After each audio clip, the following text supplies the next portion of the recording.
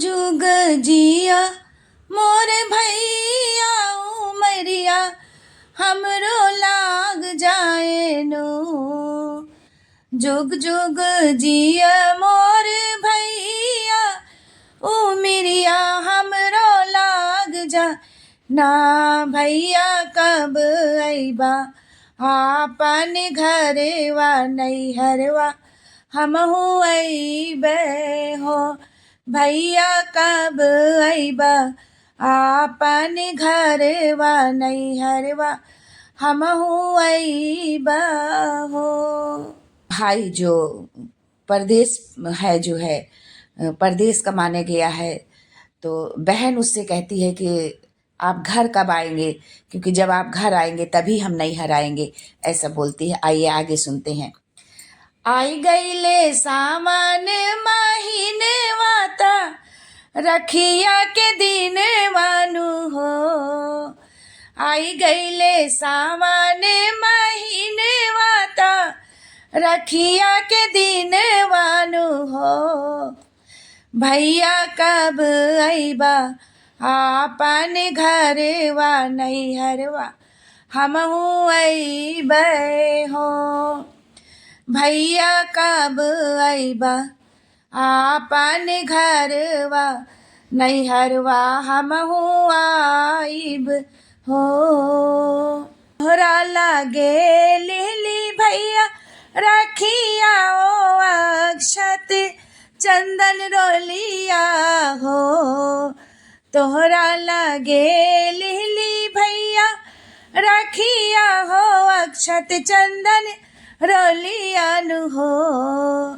भैया प्रेम से बांधब तोर कलैया बलैया तोहरो हारी लिहब हो। भैया प्रेम से बांधब तोर कलैया बलैया तोहरा हार लिहब हो। चांद सूरज जैसे भैया नजरिया केहू के लागे न हो। चांद सूरज जैसन भैया नजरिया केहू के लागे न हो। भैया हारी लेहब तोरे बलैया उमिरिया हमरो लाग जाए हो। भैया हारी लेहब तोहरो बलैया उमिरिया हमरो लाग जाए हो। ही तहावो हमरो जान भैया घरवा के सान हवा हो। तू ही तो हावो हमरा जान भैया घरवा के सान हवा हो। भैया तू ही ता दुनिया जहान हवा माई के परान हवा हो। भैया तू ही तो दुनिया जहान हवा माई के परान हवा हो। रखिया तो बांधब कलैया भैया टिकवा लगाई बे हो। रखिया तो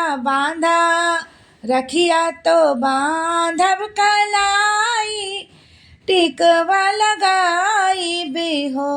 भैया आरती उतारब हम तोहरा के सिवा गोहरा इबे हो।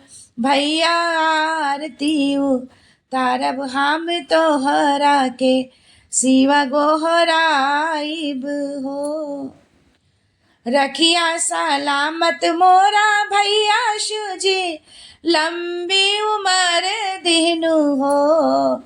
रखिया सलामत मोरा भैया शुजी लंबी उम्र दिहनु हो।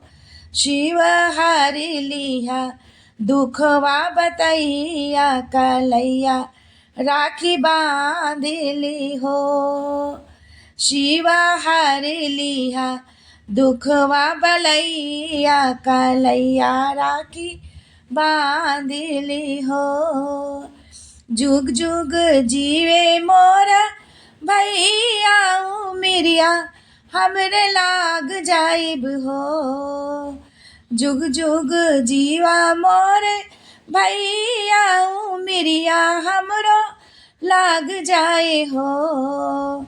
भैया कब अइबा आपन घरवा नैहरवा हमहु आइब हो। भैया कब अइबा आपन घरवा नैहरवा हमहु आइब हो। नैहरवा हमहु आइब हो।